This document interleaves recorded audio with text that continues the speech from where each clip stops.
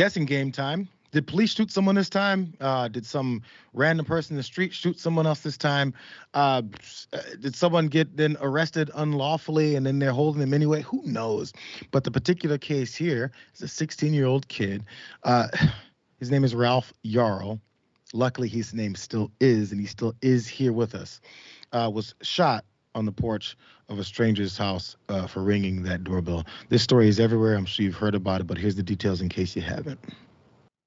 The family of 16-year-old Ralph Yarl says he was trying to pick up his younger brothers when he made a mistake. He mistook one address for another, and someone shot. 1 block difference is what the family of 16-year-old Ralph Yarl say landed him in the hospital Thursday with what's described as life-threatening injuries. Yarl was supposed to pick up his younger brothers from a friend's house on 115th Terrace in Kansas City, but she says instead he went to 115th Street, where he rang the bell, and that's when police say a man opened fire, shooting him in the head.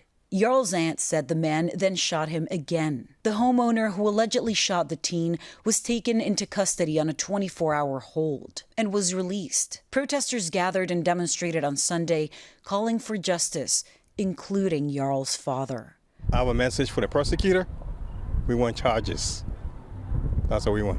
If he goes free, the next black kid that's gonna ring that doorbell could get shot again. So as you've heard there, the shooter there apparently was on a 24-hour hold, and they're looking to compile more information before they do anything about it, and that's where the protests have sparked from. The police chief out there, this is in the Kansas City area, decided to come out and talk about it because she realized the tensions here, and she wanted to calm some of those down. So here's her explanation as to why that happened. The homeowner was taken into custody and placed on a 24-hour investigative hold.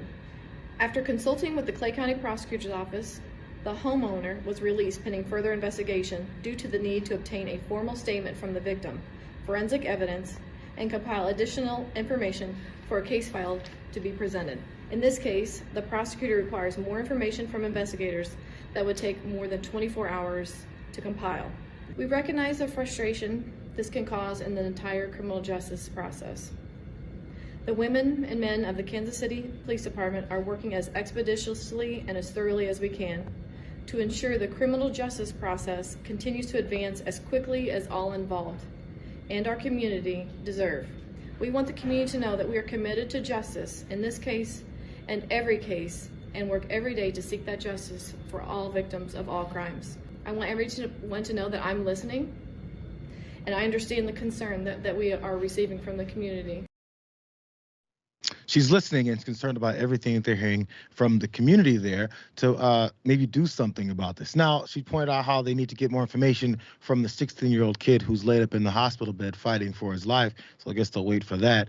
Some folks have said it's an elderly gentleman that was there who decided to do the shooting because he was, I guess, afraid of someone on his porch. You guys heard the whole story, though. And that's what caused this outrage. And it's been sent everywhere, partially because of this tweet here.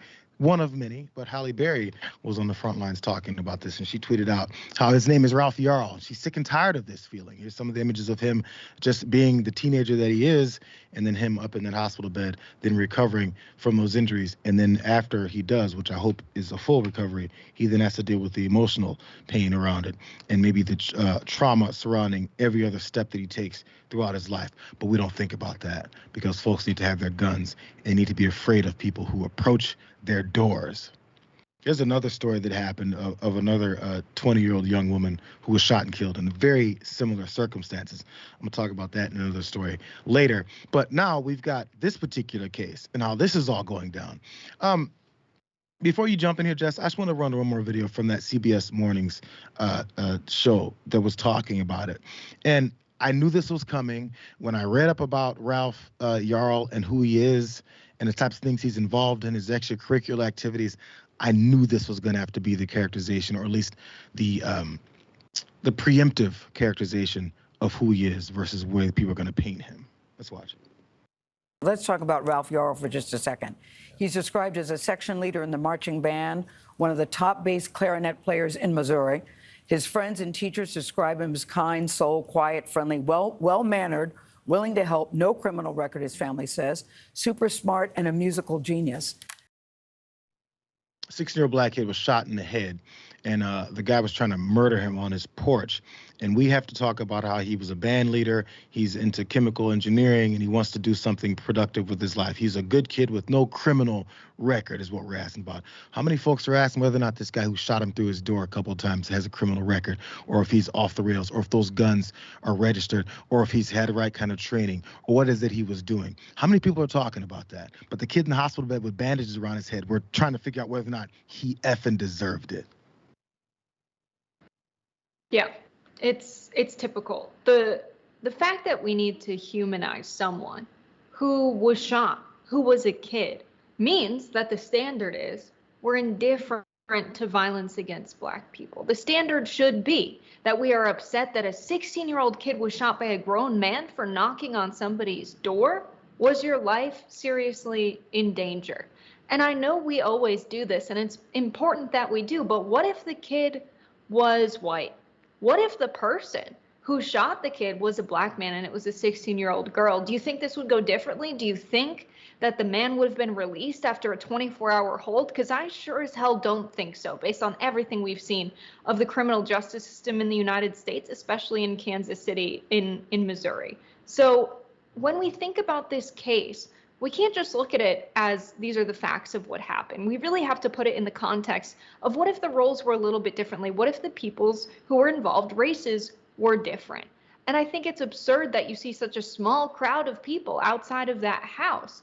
I mean, if this was someone who was a white kid or a young girl, we would see way more people outside. We would see way more people upset. We would not see this person released. More people would care about it on social media. It would be getting posted everywhere. And it's so frustrating that we're still in 2023 and people think, well, you know, we have equal rights under the law now. The laws, we wrote them.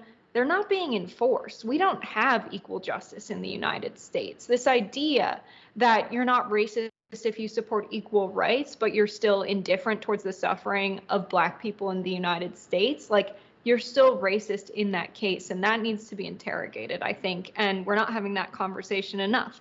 Is this the country you want to live in, where people can knock on doors and end up getting shot? You can't have your kid out selling Girl Scout cookies. Is that the country you want to live in? It's the question that I'm beginning to ask myself right now. What's the point? Like, living in the greatest country ever until I die in it. That's not living anymore, just in case you guys wondered that. Oh, yeah, I live in the greatest country ever because of billionaires that we keep talking about as being the basis for our greatness until we die from the rampant gun violence that continues to get pumped into our system and everyone around. This triggered a thread of folks on Twitter talking about times they've approached doors, many times knocking on doors for political campaigns and things like that, and people tapped their gun on their door, told them, I got a gun, get the hell out of here, threatened in many different ways. So folks had a bit of threat of this potentially happening to them, but Ralph didn't get those warnings. He just got a couple bullets shot at him right away because he was apparently a threat. Anybody you think is odd, weird, or different than you is an absolute threat. And there's only one kind of person that gets those types of privileges, I guess, in this country.